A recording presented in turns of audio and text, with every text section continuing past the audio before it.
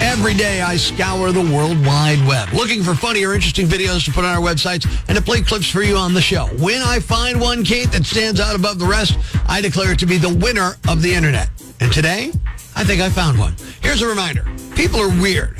There's an online series called Subway Takes, and they talk to a woman in Chicago who thinks mattresses are overrated. Beds are overrated, and they're an absolute scam. 100% disagree. Beds are not overrated. I love sleeping in a bed. You invest thousands of dollars into this thing. I slept in a hammock for years. I slept on a dog bed for years. A dog bed? That was only $70. That's so nice. It's still weird. After bringing people home and they told me they wouldn't do anything with me on the dog bed, I got a real bed. And they are good people. I just added the sheets. That's been a big thing. You've been sleeping on it with no sheets? Yes. How do you feel about couches? I think couches are great. It just got worse and worse as it went on. Yeah, I get it. Times are tough, but a dog bed? Yeah, look, if you're a woman and you bring a guy home and he refuses after he gets into your house, you got to rethink that immediately. Yeah. Because men, we're pigs, you know? She slept on that dog bed. She loved it. She only switched to a mattress because no one would date her.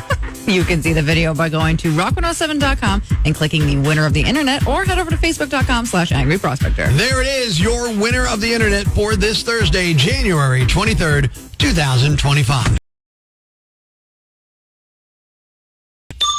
Breaking the news that's already broken. It's time for Prospector's Briefs on Rock 107. The stomach flu is spreading in New York City. The entire city is covered in vomit and excrement.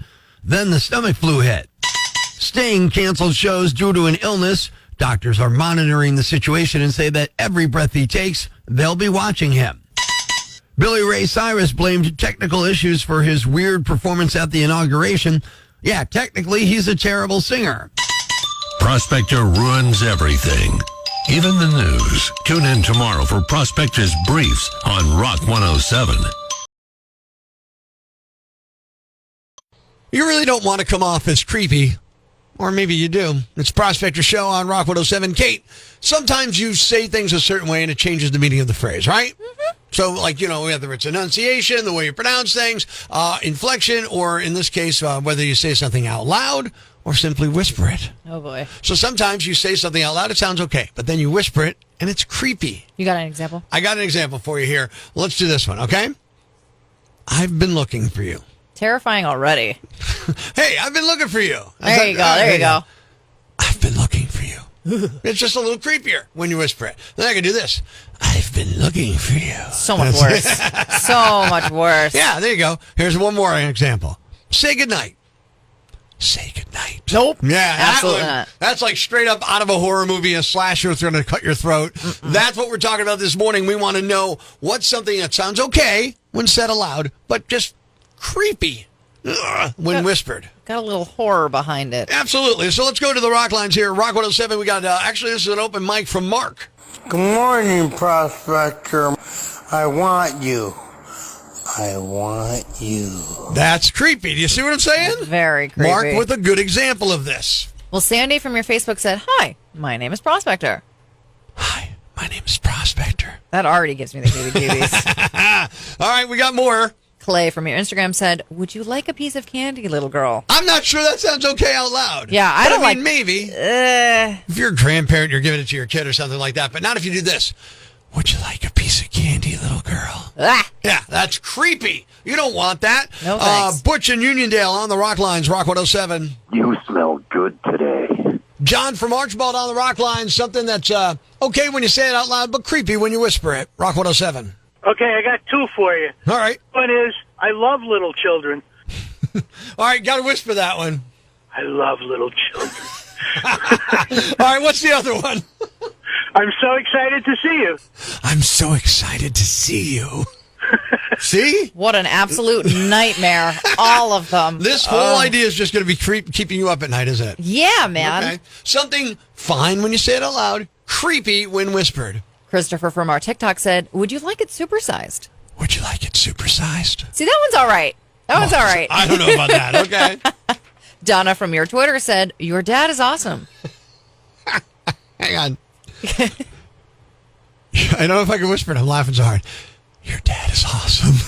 Get it together, man. It's just This that's is so serious. like on the money for this kind of phrase, you know? This is some serious creepy business. Ed in Pittston on the rock line, something that's fine when you say it out loud, just creepy when you whisper it. How about, how's your wife?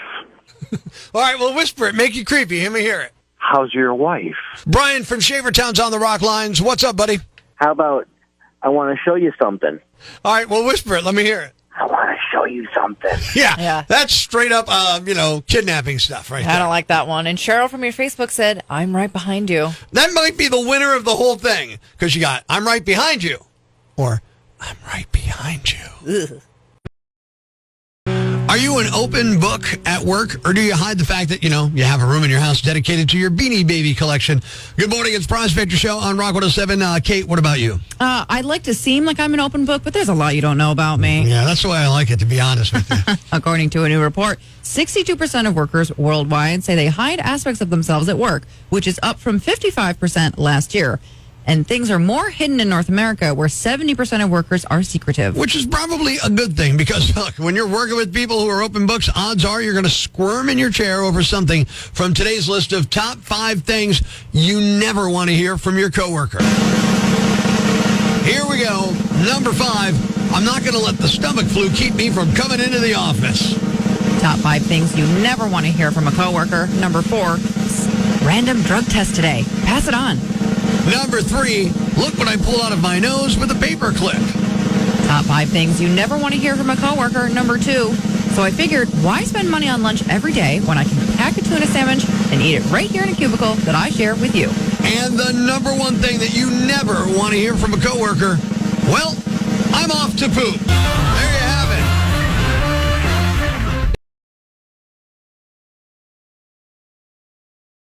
It's time to have a little fun on the phones. Good morning. I'm Rock 107's Prospector. We're going to be calling a bus company today and trying to fill the bus. But the twist is I'm going to be talking about these rowdy passengers and all that kind of stuff.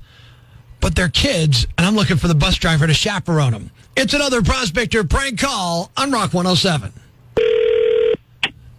This is Renee. Yeah, hi, Renee. My name's Rick. I wanted to see if I could rent one of your buses. Do you do charters? Yeah, we do. Okay, I've got about 35 people headed to a birthday party, and my group can get a little wild. So I got a couple questions about your bus ride. And first of all, who's going to be driving? Do you know if we do this, who'd be driving? It would be me. I'd be driving the bus for you guys. Okay, cool. I'll be honest with you. They can. They like to get a bit unruly. They like to get partying. Can you handle that? Yeah, that shouldn't be a problem. We rent these things out all the time. People party on them every weekend. Okay, so if we bring a cooler, they can have drinks in the cooler and go get their drinks, and you're cool with that? Yes, definitely. We'll even provide coolers for you. Oh, so you provide the coolers. God, that's awesome. Yeah, but just so you know, we do need everybody with seatbelts on while we're, covered. Okay, so they're buckled in, which wouldn't be a problem. Do you have a bathroom on the bus? Yes. Great. One last thing I need to ask about. I don't know if you can do this or not. Some of them are going to need help using the bathroom. Is that something you're able to do, or could someone else be there on the bus to help them with the bathroom? Ooh, no, I don't think that's something we do. Okay, well, see, that's going to be an issue because a lot of them are just now getting through potty training. You know what I mean? It's going to be a problem if they have to go in there by themselves because a lot of these kids they're just coming out of diapers. Excuse me, did you say kids? Yeah, the passengers are all kids. We've got, how many of your bus holds? 30, right? Yes, but we don't do kids. What do you mean you don't do kids? You just said it wasn't a big deal. This is a party bus service for adults, not for children. Why can't children ride on it? We would definitely need a chaperone or the parents. Well, you're the chaperone. You're the chaperone. No. No, that's the point. I need you to... I'm just the driver. Okay, well, get us one. Get us a chaperone to be on the bus. You guys can do that? No, that's not what we do. Honestly, let me just get this straight. You can't handle a bunch of 1.5, 2, 3-year-old kids, but a bus full of drunken football fans isn't a problem for you? The little kids you're frightened of? Are you serious? I am serious. Yeah, I mean, you can't handle a 300-pound drunk dude who wants to start a fight with someone on the bus, but heaven forbid a 2-year-old wants to just go potty in your toilet. Oh, can't do that. Can't handle that. Oh, no, it's too much for liability. Really? So a 300-pound dude wasted on your bus going up and down the aisle starting fights, not a liability? Right, exactly. It's a big joke, right? I don't want to be a babysitter. This is not a daycare service. This is a bus closure. Okay, well, it kind of is a daycare when you got a bunch of drunk adults on the bus, right? I think what your issue is, you just don't like kids. You can say it. Just say it. It's okay. I hate kids. Go ahead. Is this some kind of joke? It is a joke. It's a prank call. Renee, it's Prospector. It's a Prospector prank call. Wait, I'm on the radio? Yeah, Wait, man, what you're do you on the mean? radio on Rock 107 right now. I'm not really booking your bus, dude. Oh, my God. Thank goodness. I was thinking I had a bus full of stinky kids. See? I knew you didn't like kids. You just had to admit it. Upstate New York, it was 200 feet offshore, and they are not light animals, so they couldn't just lift it out. They used a chainsaw to carve a channel in the ice and got it to swim to shallow water. Then it climbed down on its own and ran off into the woods. Thanks. We needed that. The brighter side of Prospector on Rock 107. Ladies and gentlemen, grab the kids, call your neighbors, and gather around the radio. It's now time to announce the winner of Prospector's Jam Bag of the Day, as decided by you at rock107.com. We uncover the most baffling, ridiculous, pathetic, cockeyed, laughable, preposterous blunders in the world of misdeeds. Nominee number 1. It can be very challenging working at the drive-thru of any restaurant. And now you got to worry about being bitten by a monkey. Police in Alabama were called to a Starbucks when someone's pet monkey jumped from the car into the drive-thru window and started attacking an employee. The employee said she never interacted with this customer before. She said as soon as the woman lowered her window, the monkey leapt from the car, through the window, and started gnawing on her hand, and then climbed up her arm and bit her ear as well. The attack ended when another employee grabbed the monkey and tossed it back out the window. The monkey went into the woman's vehicle and she drove away. She did, however, come inside the store to check on the employee, but wouldn't give her name or information. Cops identified the monkey's owner as Tammy Gardner.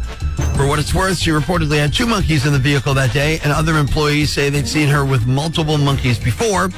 They say she often has them wearing leashes, costumes, and diapers. Cops are investigating, and Tammy could be looking at charges, but they didn't say what those charges would be. Nominee number 2. This is not how a demolition derby actually works. Aaron Michael Yamara, 39 years old, admitted to causing serious damage to vehicles, equipment, and buildings in Canada, in Manitoba, when he drove an excavator into cars, trucks, and the buildings, causing 5 buildings, city equipment, and several employee vehicles to be damaged.